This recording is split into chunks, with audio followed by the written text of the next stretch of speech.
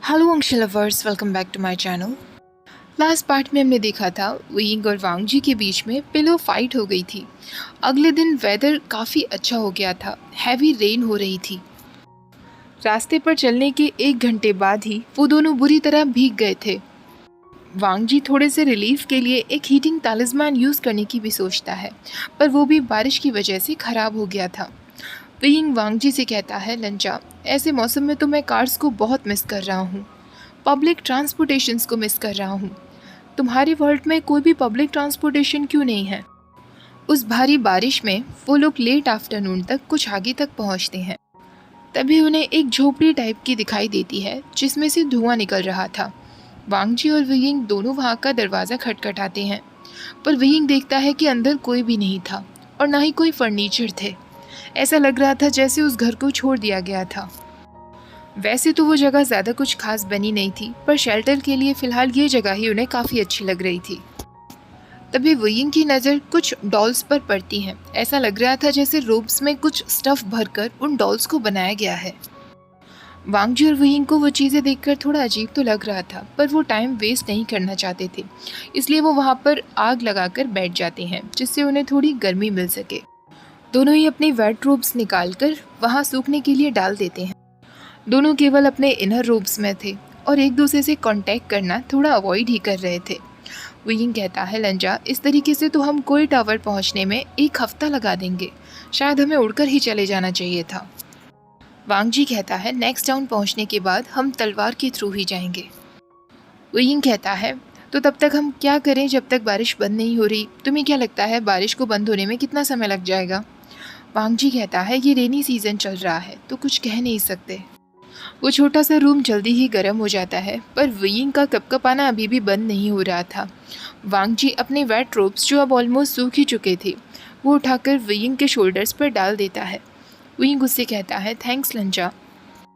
तभी वियिंग को याद आता है कि उसने कुछ बॉटल ऑफ वाइन रास्ते के लिए खरीद ली थी। वो अपने पॉकेट से वाइन निकाल लेता है, वो बॉटल से ही वाइन पीने लगता है। तभी वो वांग जी को देखकर कहता है, आई एम सॉरी लंजा, मुझे पता है कि तुम ड्रिंक नहीं करते, पर फिर भी मैं तुमसे पूछना चाहूँगा। वो एक बॉटल उसकी तरफ आगे बढ़ा देता है और उसके बाद वो होता है जो वियिंग ने नहीं सोचा था। वांग जी तुरंत बॉटल को एक्सेप्ट कर लेता है और वाइन पी लेता है। वियिंग का मुंह सिर्फ खुला का खुला रह जाता है।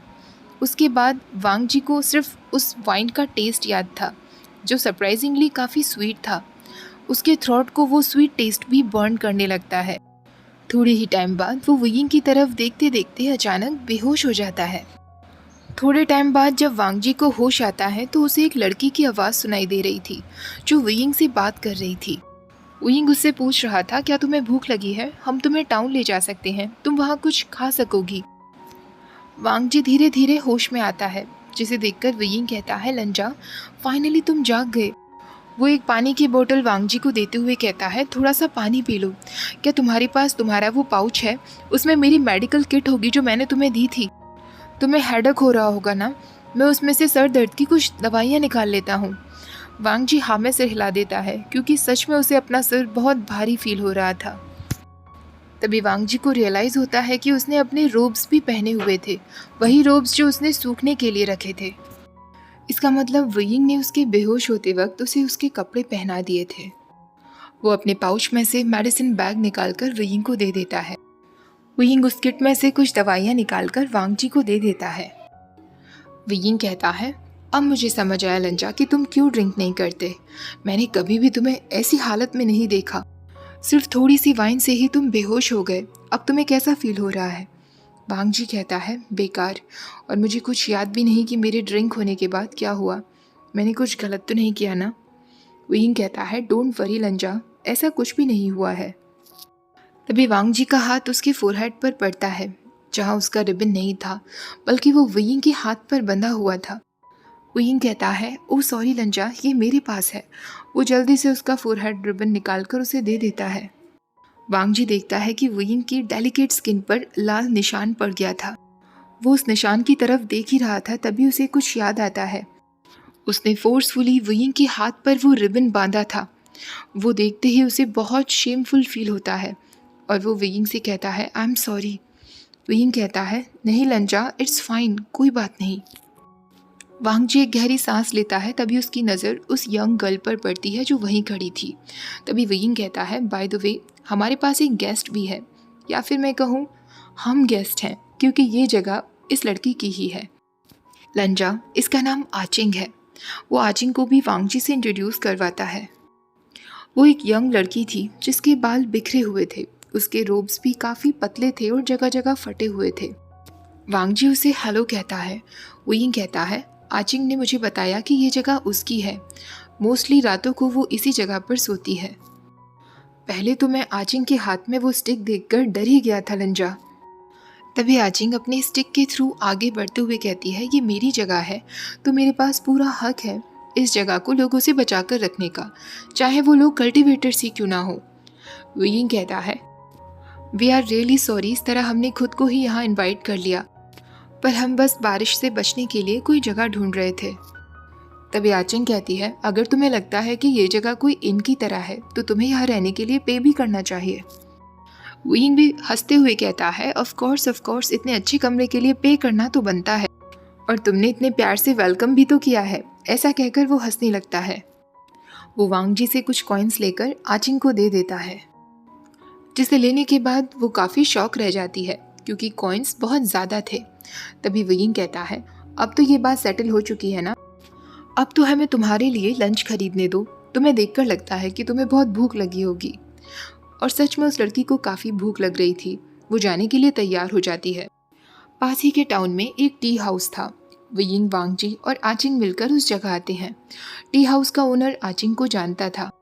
वो उसे देखकर कहता है, तुम फिर यहाँ चली आई, अभी के अभी यहाँ से निकल जाओ।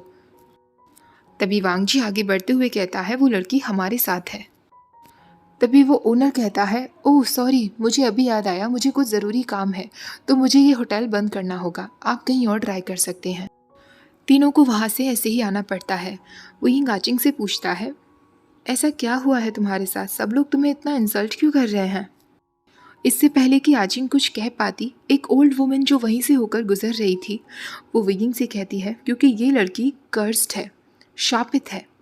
वांग जी पूछता है, कर्स्ड? वो ओल्ड वुमेन कहती है, हाँ, शायद इस लड़की ने तुम्हें नहीं बताया है, पर इस पर शाप चढ़ा हुआ है, जिसके साथ भी ये रहेगी उसके ऊपर बैड लक ही आएगा।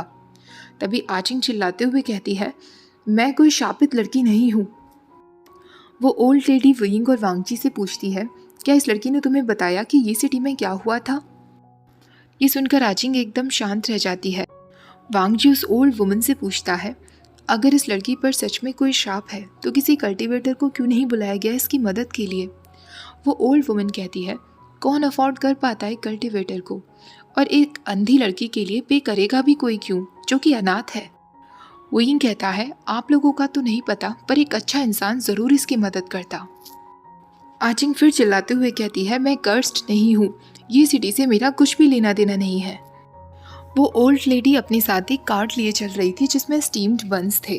वो उन्हें बेच रही थी।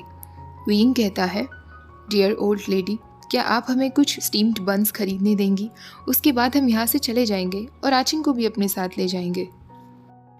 कहीं आपको ये तो नहीं लगता कि हंगुन जुन की मनी भी कर्स्ड है?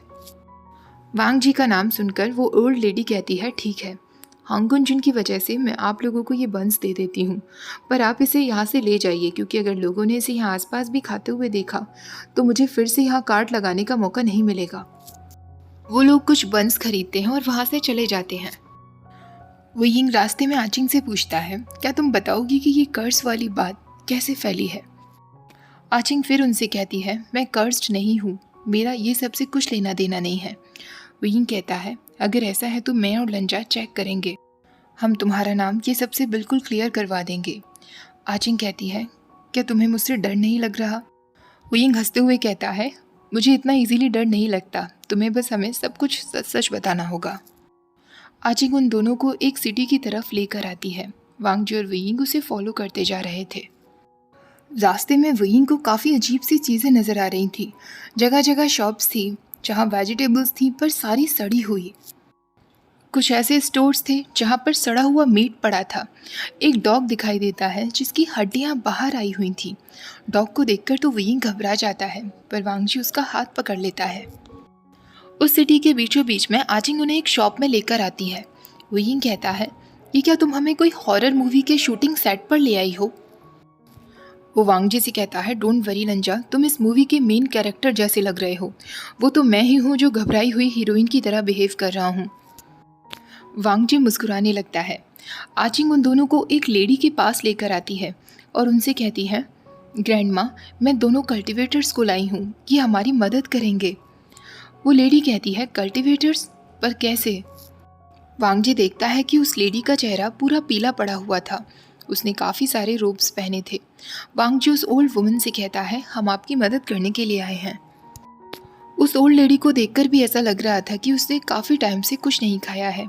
वांग जी अपने बैग से कुछ पन्स निकालकर उसकी तरफ आगे बढ़ाता है, पर वो लेडी कहती है, आचिंग, अंधेरा हो रहा है, तुम्हें यहाँ से चले जाना चाहिए। वो यिंग उस लेडी से पूछता है, ग्रैनी, क्या आप बता सकती हैं कि आपके साथ क्या हुआ है? आचिंग कहती है, तुम्हें थोड़ा ज़ोर से बोलना होगा, वो ठीक से नहीं सुन पाती हैं।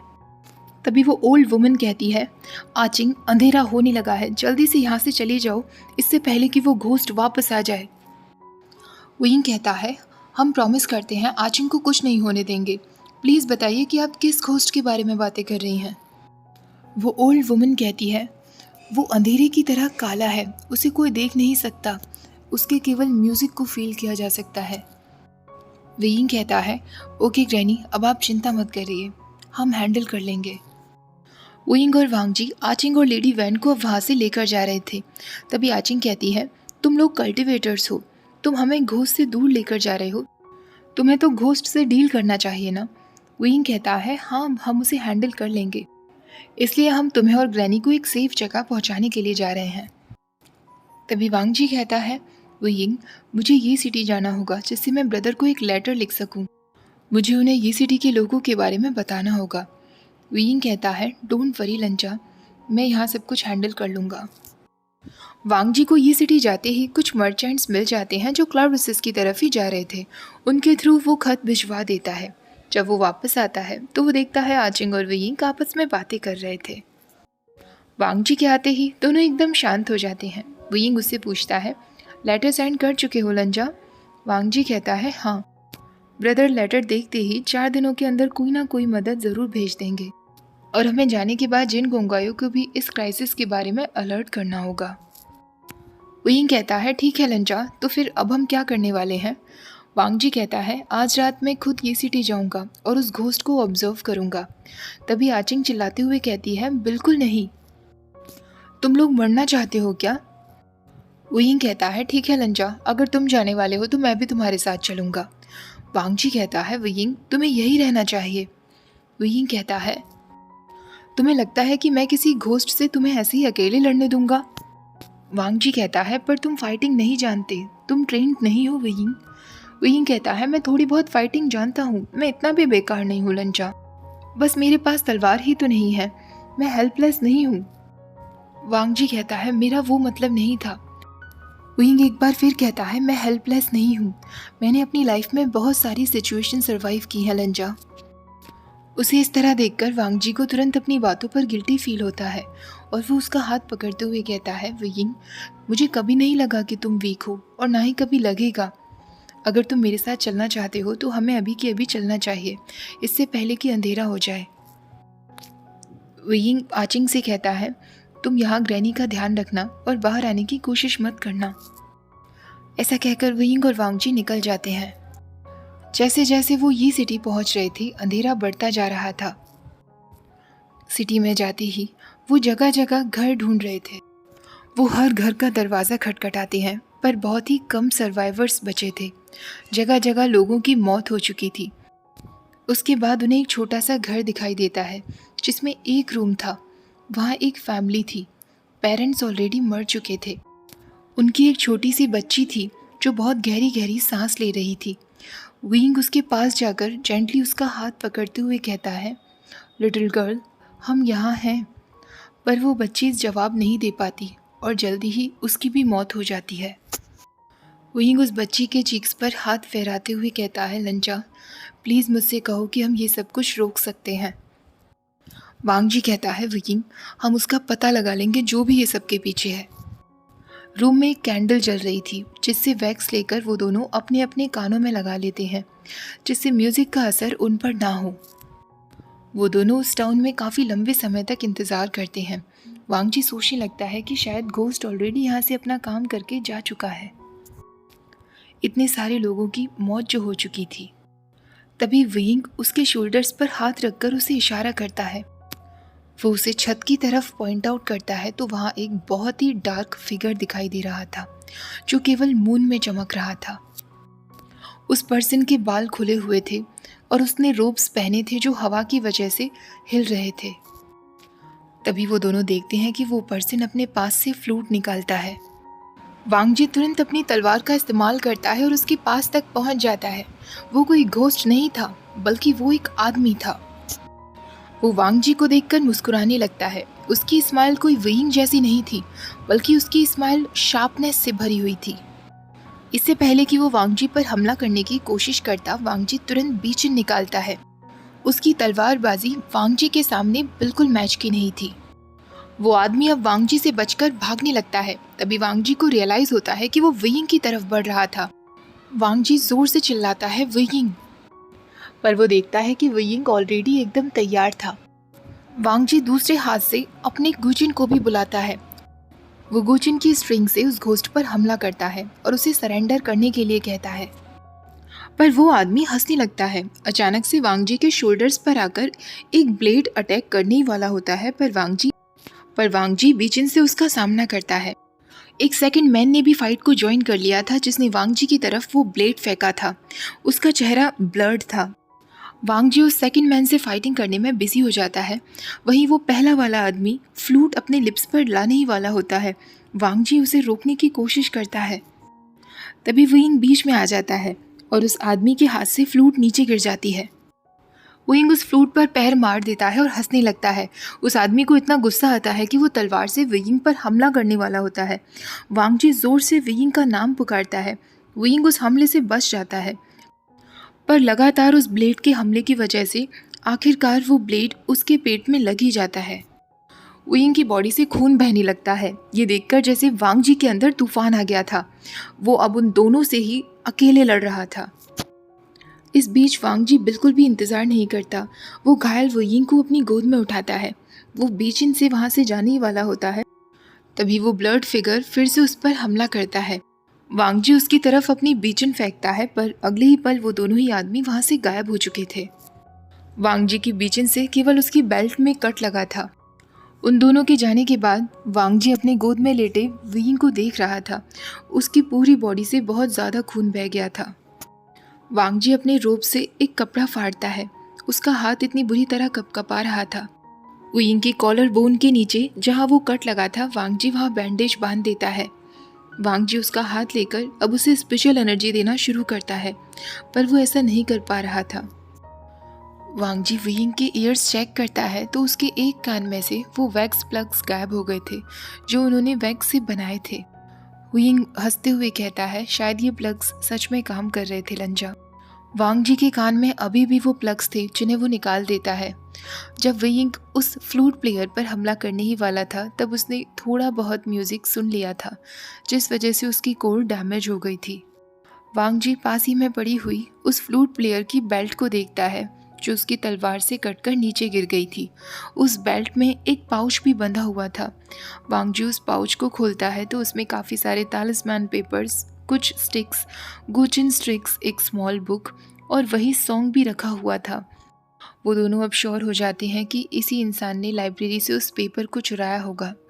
वो फिर से विंग की तरफ देखता है जिसकी बॉडी एकदम पेल हो गई थी। वांगजी उसका हाथ अपने हाथों में लेते हुए कहता है, विंग, आई एम सॉरी। अचानक वांगजी की आंखों से आंसू बहने लगते हैं। विंग उसका हाथ पकड़ते हुए कहता है, लंजाओ, तुम रो क्यों रहे हो? तुम बहुत प्रिटी हो और इतने प्रिटी लोगों को रोना नहीं चाहिए। इट्स अनफेयर लंजा, तुम मेरा दिल तोड़ रहे हो। मैं जिंदा हूँ लंजा, मुझे कुछ नहीं हुआ है। मैंने बस लास्ट के कुछ नोट्स ही सुने थे। वांगजी तुरंत खड़ा होता है और विंग को अपनी गोद में लेकर वहाँ से चला जाता है। वो दोनों वापस उसी जगह आते हैं जहाँ उन्होंने आचिंग और उस ग्रैनी को छोड़ा था, पर वो दोनों वहाँ नहीं थे। पर फिलहाल वांगजी के लिए विंग प्रायोरिटी था। वो विंग को वहीं लिटा देता है और उसे स्पिरिचुअल एनर्जी देना शुरू कर देता है। कुछ टाइम बाद वही उससे कहता है, लंजा मैं बोर फील कर रहा हूँ, प्लीज़ मेरे लिए कुछ म्यूज़िक सुनाओ ना। वांग जी उससे कहता है, नहीं, मुझे तुम्हें एनर्जी देना ज़रूरी है। वही कहता है, कितने बुरे हो तुम लंजा, मैं बीमार हूँ फिर भी मेरी ये छोटी सी ख्वाहिश पूरी नहीं कर सकते। वांग जी उसकी बातों को इग्नोर तो करता है, पर कुछ टाइम बाद वही को एक प्यारा सा सॉन्ग सुनाई देता है जिसके वर्ड्स प्यार से भरे हुए थे। वयिंग को कब नींद आ जाती है उसे पता ही नहीं चलता। उसका सिर वांग जी के गोद में ही रखा हुआ था। वांग जी भी बिल्कुल नहीं हिलता, जिससे वयिंग की नींद खराब ना हो। वो ऐसे ही बैठे बैठे मेडिटेशन शुरू कर देता है। उसे खुद पर बहुत गुस्सा आ रहा था, क्योंकि उसने खुद से प्रॉमिस किया था वो वयिंग को प्रोटेक्ट करेगा, पर वो ऐसा नहीं कर पाया। कुछ टाइम बाद जब वयिंग नींद से जागता है, वो देखता है कि वांग जी अभी भी ऐसे ही बैठा हुआ था। उसकी पलकें बहुत भारी भारी लग रही थीं। वयिंग उससे पूछता है, लंजा तुम बिल्कुल नहीं सोए हो ना? वांग जी उसका जवाब नहीं देता, बल्कि उससे पूछता है, तुम्हें भूख लगी होगी। वयिंग धीरे धीरे उठकर बैठ जाता है। वो वांग जी से कहता है, हाँ मुझे भूख तो लगी है। वो अपने आसपास देखकर पूछता है, आचिंग और ग्रैनी कहाँ हैं? वांग जी कहता है, जब हम दोनों यहाँ आए थे तो वो यहाँ नहीं थे, मुझे नहीं पता वो कहाँ है। वयिंग एकदम पैनिक फील करने लगता है और वो वांग जी से कहता है, लंजा उनके साथ कुछ गलत तो नहीं हुआ होगा ना? वांग जी कहता है, यहाँ पर कोई स्ट्रगल के साइन नहीं नज़र आ रहे थे वयिंग, मुझे नहीं लगता कि उनके साथ कुछ हुआ होगा। वयिंग को अभी भी इजी फील नहीं हो रहा था। वो वांग जी से कहता है, मुझे तुम्हारी बात सुननी चाहिए थी लंजा, मुझे तुम्हें ही वहाँ जाने देना चाहिए था, तुम उन लोगों को पकड़ पाते। मैं तो फालतू में तुम्हारे रास्ते में आ गया और तुम्हें डिस्ट्रैक्ट कर दिया। वांग जी कहता है, नहीं वयिंग, तुमने उसे म्यूज़िक प्ले करने से रोका, तुमने उसकी फ्लूट तोड़ी, वरना कितने लोगों को नुकसान हो सकता था और शायद मेरे लिए भी वो बुरा हो सकता था। वयिंग कहता है, पर फिर भी लंजा वो लोग बचकर भाग निकले। वांग जी कहता है, दोनों नहीं, उनमें से एक के ऊपर मैंने हमला कर दिया था, उसके थ्रोट पर कट लगा। वयिंग ये सब कुछ सुनकर कहता है, लंजा मुझे पता है ये सिचुएशन बहुत अजीब है, पर क्या तुम मेरे लिए प्लीज़ एक ड्रिंक लेकर आ सकते हो? वांग जी तुरंत अपने बैग से एक बॉटल निकालकर वयिंग को दे देता है। वयिंग ये देखकर शॉक्ड रह जाता है। वांग जी कहता है, मैंने ऑलरेडी खरीद लिया था। वयिंग कहता है, thank you so much लंजा। Wine पीने के बाद वयिंग उससे कहता है, अब मुझे बहुत अच्छा फील हो रहा है लंजा, सॉरी मैं इतना ड्रामेटिक बन रहा हूँ। तुम तो ड्रिंक नहीं करते ना लंजा, तो तुमने ये वाइन स्पेशली मेरे लिए खरीद कर रखी थी। वांग जी के ईयर्स रेड हो जाते हैं, पर वो वयिंग से कहता है, क्योंकि तुम्हें वाइन बहुत पसंद है। वयिंग इस बात पर मुस्कुराने लगता है और उससे फिर से थैंक यू कहता है। वांग जी अब उसके पास एक बाउल में पॉरिज लेकर आता है। ब्रेकफास्ट रेडी हो चुका है वयिंग।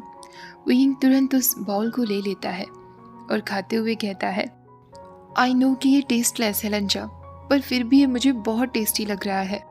वांग जी उसे खाता हुआ देखकर बहुत प्लीज्ड फील कर रहा था। ब्रेकफास्ट कर लेने के बाद वयिंग अब उससे पूछता है, तो अब हमें क्या करना चाहिए? क्या हमें डायरेक्ट लैंडलिंग जाना चाहिए या फिर उस ब्लरी गाय के पीछे जाना चाहिए? वांग जी उससे कहता है, पहले हमें लैंड कल्टीवेटर्स के यहाँ पर आ जाने तक का वेट करना चाहिए। वयिंग कहता है, पर कोई टावर पहुँचते में हमें काफ़ी लेट नहीं हो जाएगा? वांग जी कहता है, मुझे कुछ पता चला है। वयिंग पूछता है, किस बारे में? वांग जी अपने स्लीव में से वही सॉन्ग निकाल कर दे देता है। वयिंग कहता है, तो तुम्हें ये मिल गया लंजा? ये उसी के पास था? वांग जी कहता है, हाँ, काफ़ी स्टडी करने के बाद मुझे ये पता चला है कि इस सॉन्ग का जो भी असर होता है उसके लिए हम एक और सॉन्ग तो क्रिएट कर सकते हैं जिससे विक्टिम्स की इस बीमारी को रोका जा सके, पर जो डैमेज हो चुका है उसे रिवर्स नहीं किया जा सकता। इससे हील होना तो केवल उन लोगों पर ही डिपेंड करता है। वयिंग कहता है, पर कम से कम हम उन्हें मरने से तो रोक पाएंगे ना? हमें ये सिटी जाना चाहिए लंजा। वांग जी कहता है, हाँ हम जाएंगे, पर उससे पहले मुझे काउंटर सॉन्ग बनाना है। वयिंग पूछता है, कितना समय लगेगा बनाने में, क्या मैं कुछ मदद कर सकता हूँ? वांग जी कहता है, मुझे बस प्रैक्टिस की ज़रूरत है। वयिंग कहता है, ठीक है, तो तुम ये सॉन्ग को बनाओ, मैं यहीं बैठा रहूँगा एकदम चुपचाप और तुम्हें डिस्टर्ब नहीं करूँगा। वांग जी कहता है, मुझे तुम्हें कुछ और भी बताना है। मुझे उसका पाउच भी मिला था जिसमें ये सारे सामान निकले हैं। वो सब कुछ वहींग को दे देता है और उससे कहता है शायद इसमें कोई क्लूज़ हो जिससे उनकी आइडेंटिटी पता चल सके। वहींग कहता है ठीक है लंजा, तुम उस मैजिक सॉन्ग पर काम करो, तब तक मैं इन बैग में देखता हूँ कि इसमें क्या क्या होगा। वांगजी तुरंत अपनी गुजिन को बुलाता है और काउंटर सॉन्ग बनाने में लग जाता है। वहींग बैग को ही चेक करता रहता है। उस बैग में जो बुक रखी हुई थी उसको अच्छे से चेक करने के कुछ टाइम बाद वांगजी वहींग से कहता है लंजा, क्या तुमने उस बुक को देखा? ये बुक मेरे वर्ल्ड से है। और सिर्फ इतना ही नहीं, वो नोटबुक के पेजेस को खोलता है और फर्स्ट पेज पर ही नाम लिखा हुआ था चैंगसे सहरन। वो वांगजी को दिखाते हुए कहता है लंजा, ये मेरी मदर की नोटबुक है। ये सुनकर वांगजी तुरंत ग्यूजिन प्ले करना बंद करता है और वहींग के पास उठकर आता है। वहींग उससे कहता है लंजा, इसमें काफ़ी सारे नोट्स हैं जिसमें बहुत कुछ लिखा हुआ है और उस सिल्वर बेल के बारे में भी। शायद मदर ने ये नोटबुक मेरे लिए बनाई होगी। लंजा, तुम्हें क्या लगता है, क्या वो दूसरी पर्सन मेरी मदर होंगी? वांगजी वहींग से कह देता है मैं नहीं जानता। उस दिन आफ्टरनून तक वो लोग ये सिटी के लिए निकल जाते हैं। वांगजी ने अपना काउंटर सॉन्ग कंप्लीट कर लिया था और उसे विश्वास था कि वो काम भी करेगा, बस उसे ट्राई करना रह गया था। ये सिटी पहुंचने के बाद वांगजी अपना म्यूजिक प्ले करना शुरू करता है और वहींग सर्वाइवर्स पर नज़र रखे हुए था और काउंटर सॉन्ग सच में काम कर रहा था। विक्टिम्स की आंखें तो नहीं खुली थी पर उनकी स्पिरिचुअल एनर्जी उनकी बॉडी में फ्लो होने लगी थी। शायद उन्हें पूरी तरीके से रिकवर होने में समय लगने वाला था। इस तरह कुछ दिन वो लोग ये सिटी में ही बिता देते हैं। दूसरी तरफ वो लैंड कल्टीवेटर्स के वहाँ पहुँचने का भी इंतज़ार कर रहे थे। एक दिन इवनिंग के वक्त वो लोग उसी टाउन में एक रूम पर ठहरे हुए थे। वहींग अपना पूरा समय उस नोटबुक को रीड करने में लगा देता है।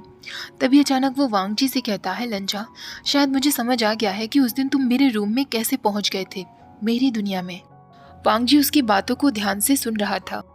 वहींग उसे वो नोटबुक दिखाते हुए कहता है यहाँ पर ये एरे बना हुआ है। ये एरे यूज़र को उस दुनिया में पहुंचा देता है जहाँ लास्ट पर्सन ने उस एरे को यूज़ किया था। बेल भी इसी एरे पर काम करती है। मुझे लगता है कि मेरी मॉम ने ये एरे बनाया होगा और मेरे लिए वो सिल्वर बेल। इस तरह जब भी वो जहाँ जाती थी मैं वहीं पहुँच जाता था जहाँ वो लास्ट रही होंगी।